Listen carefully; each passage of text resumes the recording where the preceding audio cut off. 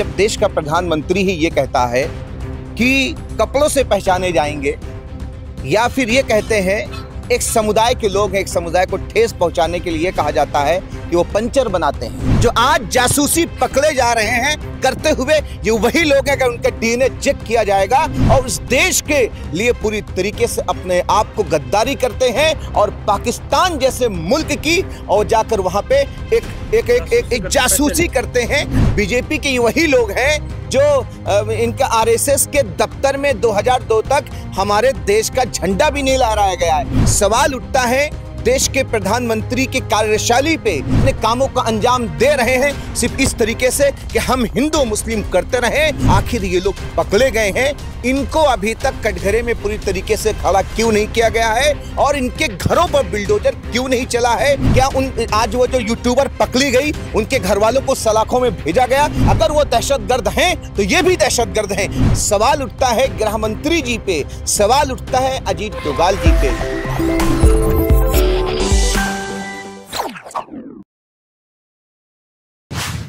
एक शेर है कि वो मुझ पे यकीन करे ना करे, यकीन का क्या है, मुझको मालूम है कि उसके आस्तीन में क्या है। ये शेर मैं इसलिए बोल रहा हूँ क्योंकि एक खास समुदाय के जो लोग हैं उन पर यकीन नहीं किया जाता है कि वो देशभक्त हैं। उनको हमेशा कटघरे में खड़ा कर दिया जाता है और गद्दारी का टैग उनके माथे पे चिपका दिया जाता है। लेकिन गद्दारी करने वाले, जासूसी करने वाले कोई और होते हैं और कहीं और से गिरफ्तार किए जाते हैं।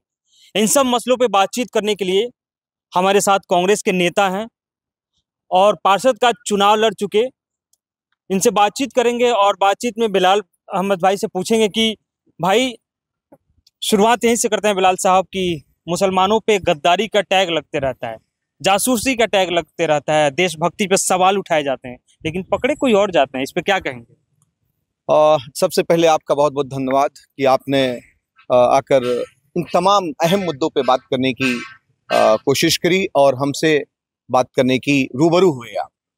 बात यह है कि जिस तरीके से जब देश का प्रधानमंत्री ही ये कहता है कि कपड़ों से पहचाने जाएंगे, या फिर ये कहते हैं एक समुदाय के लोग हैं, एक समुदाय को ठेस पहुंचाने के लिए कहा जाता है कि वो पंचर बनाते हैं, तो आखिर उनके नीचे के लोग जितनी भी श्रेणी आती है वो कहीं ना कहीं उन्हीं की बोली बोलेगी।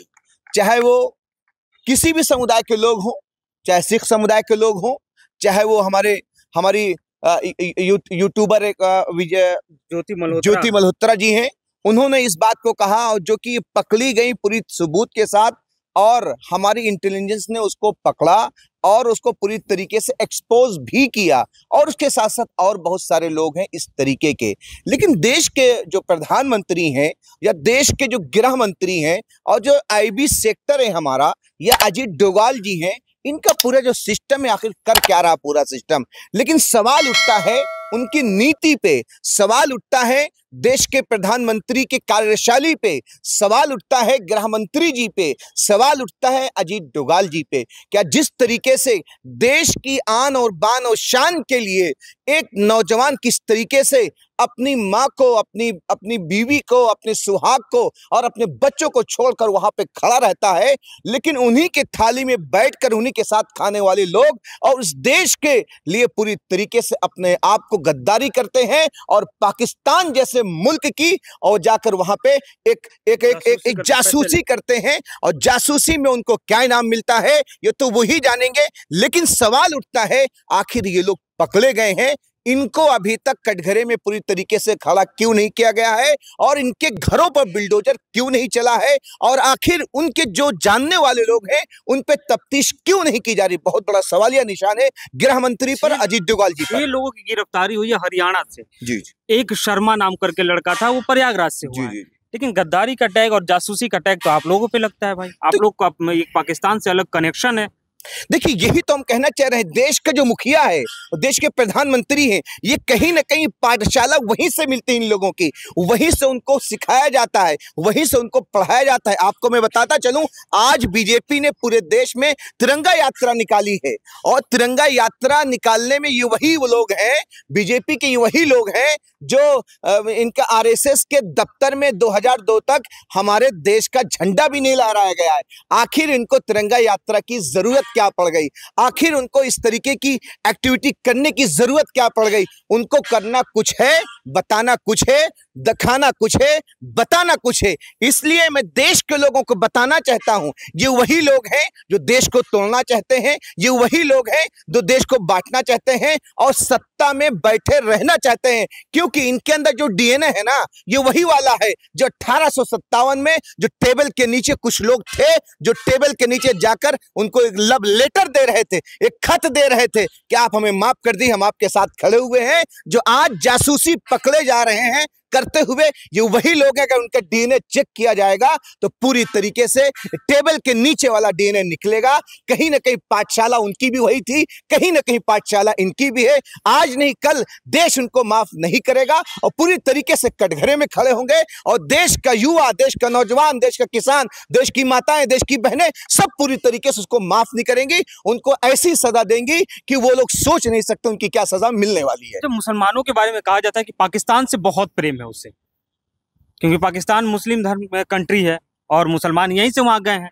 क्या ये बात सच है? ये जीती जागती मिसाल अभी सूफिया कुरैशी ने जिस तरीके से पाकिस्तान के लोगों के छक्के छुड़ा दिए और जिस तरीके से हमारे इंडिया के भाइयों ने जिस तरीके से मिलकर पाकिस्तान मुर्दाबाद के नारे लगाए हैं, क्या इसी तरीके से और बहुत सारे समुदाय के लोगों ने, हिंदू समाज के लोगों ने जो आज जासूसी करते हुए पकड़े गए, उनके मुर्दाबाद के नारे लगाया?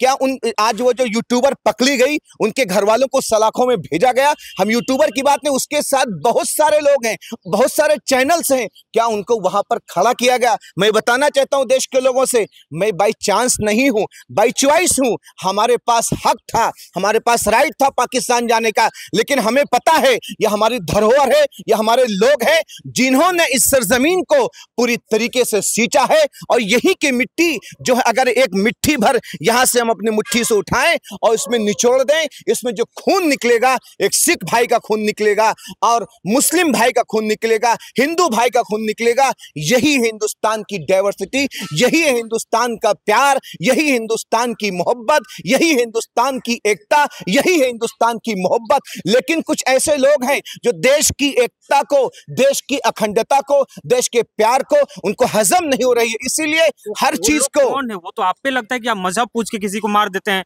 धर्म के आधार पे आप टारगेट करते हैं। मैं यही तो कहना चाह रहा हूं, ये वही लोग हैं जिनका डीएनए पूरी तरीके से वही डीएनए है जो 1857 में जो लोग पूरी तरीके से टेबल के नीचे अंग्रेजों को माफीनामा दे रहे थे, आज वही लोग हैं। उन्हीं के घर में बैठकर, उन्हीं के साथ, उन्हीं के पाठशाला में रहते हुए अपने कामों का अंजाम दे रहे हैं, सिर्फ इस तरीके से कि हम हिंदू मुस्लिम करते रहे, पाकिस्तान प्रेमी मुसलमानों को कहते रहे।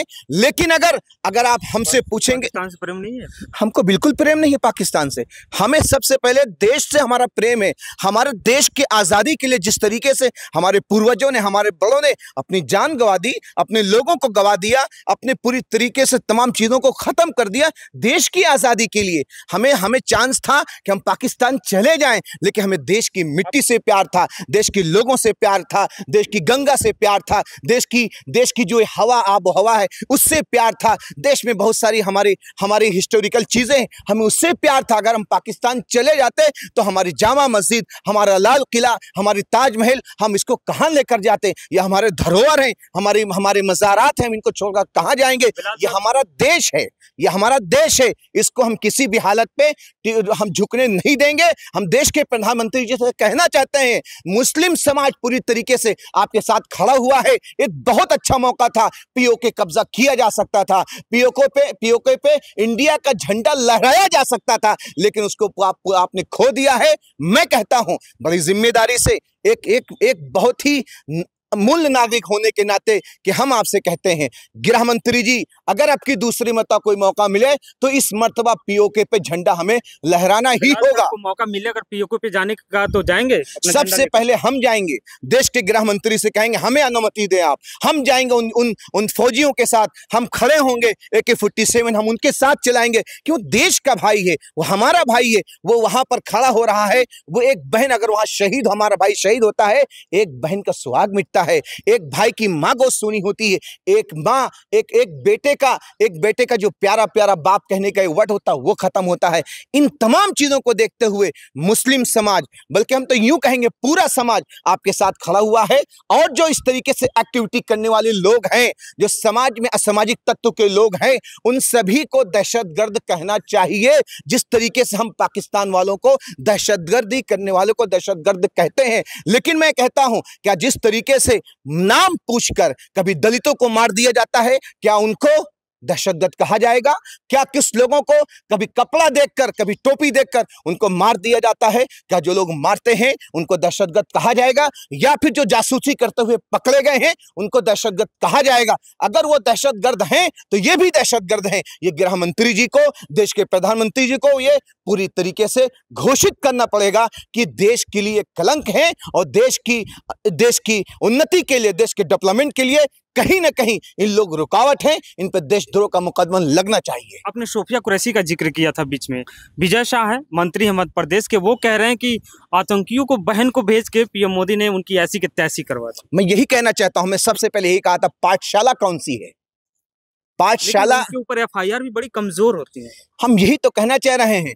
एक मर्तबा ये कहते हैं कि कपड़े देखकर पहचाने जाएंगे, एक मर्तबा देश के प्रधानमंत्री कहते हैं कि सभी का विकास, सभी का विश्वास रखा जाएगा, लेकिन कहीं ना कहीं एक मजहब को, एक लोगों को ठेस पहुंचाने के लिए उनके खिलाफ अगर कोई मामला होता है तो बुलडोजर पहुंच जाता है, अगर कोई मामला पहुंचता है तो सुप्रीम कोर्ट छोड़ के वहां की जो लोकल सरकार होती है बुलडोजर लेकर पहुंच जाती है। आप ये बताइए, मध्य प्रदेश में किसकी गवर्नमेंट है? बीजेपी की गवर्नमेंट है। अगर बीजेपी के कैबिनेट मिनिस्टर विजय शाह ने सोफिया कुरैशी पे आपत्तिजनक बात कही है, आखिर वो अब तक गिरफ्तार क्यों नहीं हुआ है? आखिर वो देशद्रोह का मुकदमा क्यों नहीं हुआ है? देश के प्रधानमंत्री जी से कहते हैं, यही वो लोग हैं जो देश की जो एक बुनियाद है, देश के जो सरहद है, वो उसके लिए नुकसानदेह हैं। अगरचे वो आपके कैबिनेट मिनिस्टर हैं, अगरचे देश के कैबिनेट मिनिस्टर हैं, लेकिन बीजेपी के वो हैं, तो उनको पूरी तरीके से निष्कासित करना चाहिए और उनकी जो उनकी सांसदी है या उनके एमएलए है, जो उनकी जो चीजें उनको छीनना चाहिए और देश को पूरी तरीके से बता देना चाहिए बीजेपी पार्टी को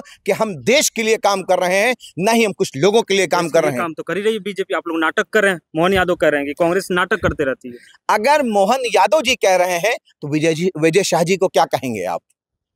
मैं देश के गृह मंत्री जी से पूछना चाहता हूं, विजय जी को आप क्या कहेंगे?